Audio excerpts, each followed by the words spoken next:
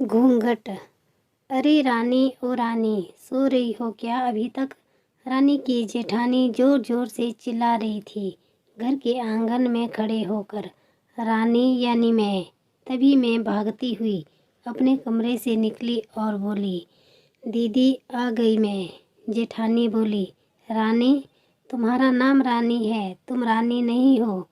मैंने तुम्हें रात में ही समझाया था कि सुबह को जल्दी उठ जाना, तुम्हारी मुंह दिखाई की रस्म है।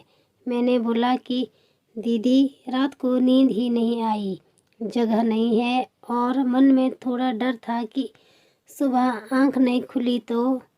सपना दीदी हंसती हुई बोली, रानी मेरी प्यारी देवरानी, जल्दी से घूंघट कर लो, अगर मांझी आ गई तो हंगामा हो जाएगा। मैंने घूंघट किया ही था तभी मांझी वहाँ आ गई और कड़कड़ाती आवाज़ में बोली, चलो अब क्या यही गपशप मारती रहोगी तुम दोनों? हमने चलना शुरू किया ही था तभी मांझी ने सपना दीदी के कंधे पर हाथ रखा और बोली, पता है ना कहाँ से जाना है और कैसे जाना है?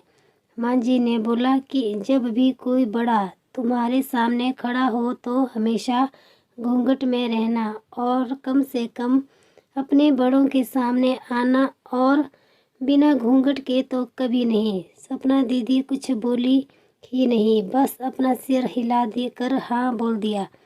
मैंने भी बस अपना सर हाँ में हिलाया।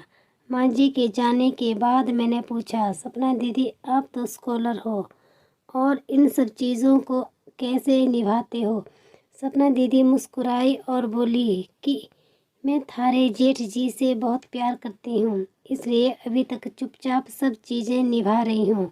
मैं कुछ नहीं बोली और चुपचाप सपना दीदी के साथ घर के बाहर वाले कमरे में जाकर बैठ गई। वहाँ पर एक पड़ोस की आंटी जी बैठी थी। वो बोली कि ये कैसी बहू आई है, ससुर जी सामने खड़े हैं और ये यहाँ बैठी है, मुझे कुछ समझ ही नहीं आया। मतलब? सपना दीदी बोली कि आंटी जी अभी नहीं बहू है, यहाँ के रीति रिवाज सीखने में थोड़ा समय लगेगा। सपना दीदी मुझे वहाँ से उठाकर मेरे कमरे में छोड़ेगी। 6 महीने यूं ही छोटी छोटी चीज़ों में बीत गए। फिर एक दिन मैं राहुल के साथ साड़ी लेने गई। राहुल का फ़ोन आया और वो दुकान से बाहर बात करने चला गया।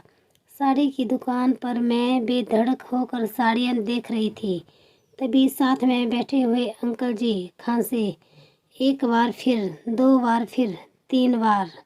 मैंने साड़ी वाले भैया से बोला कि भैया इन अंकल जी को पानी दे दो, बहुत खांसी हो रही है इन्हें। अंकल जी भड़क उठे और बोले, क्या बदतमीज़ लड़की है, ये कुछ शर्म लिहाज है या नहीं इसे?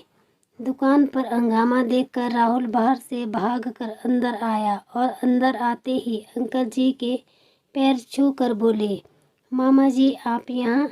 मैं घबरा के दुकान से बाहर निकल एक लंबा घूंघट करके गाड़ी में बैठ गई। राहुल बाहर आया और गाड़ी में बैठकर गाड़ी बहुत तेज़ चलाने लगा। मैंने धीमी आवाज़ में बोला, गाड़ी बहुत तेज़ चला रहे हो, कहीं एक्सीडेंट ना हो जाए। हम घर पहुँचे ही थे तभी मांझी ज़ोर ज़ोर से चिल्लाते हुए बाहर आई, देखो आ गई ये रानी साहिबा, खानदान की इज्जत मिट्टी में मिलाकर। तभी सपना दीदी आई और बोली, मांझी मेरी शादी को 6 साल हो गए हैं, मैं अभी तक मामा जी को नहीं जानती, ये कैसे जानेगी? मांझी जोर से चिल्लाई, देखो कैसे चपड़ चपड़ जबान चल रही है इस सपना की। राहुल सब की बात काटते हुए बोले कि माँ ये दोनों सही बोल रही है, अगर ये हमेशा घूंघट करके रहती हैं तो ये मामा जी को कैसे पहचानेगी? और माँ आज मामा जी के फ़ोन पर तुमने पूरे घर की शांति को भंग कर दिया है। ये वो ही समाज है जिसने सीता मैया पर भी उंगली उठाई थी। पिताजी और जेठ जी ने भी अपना पक्ष राहुल के साथ ही रखा। मांझी थोड़ी देर सोचने के बाद वापस सपना दीदी और मेरे पास आई और बोली कि तुम दोनों को अपनी मर्यादा पता है। मुझे उम्मीद है कि तुम कभी भी मेरा सिर शर्म से नीचे नहीं झुकने दोगी। हम एक ही परिवार के सदस्य हैं, हमें हमेशा साथ रहना है। अच्छा वक्त हो या बुरा वक्त, हर सदस्य को अपनी मर्यादा पता है। माँ जी ने मुझे और सपना दीदी को गले लगा दिया। कहानी सुनने के लिए धन्यवाद। आशा करती हूँ आपको ये कहानी ज़रूर पसंद आई होगी। चैनल पर नए हैं तो चैनल को लाइक, कमेंट और सब्सक्राइब करें।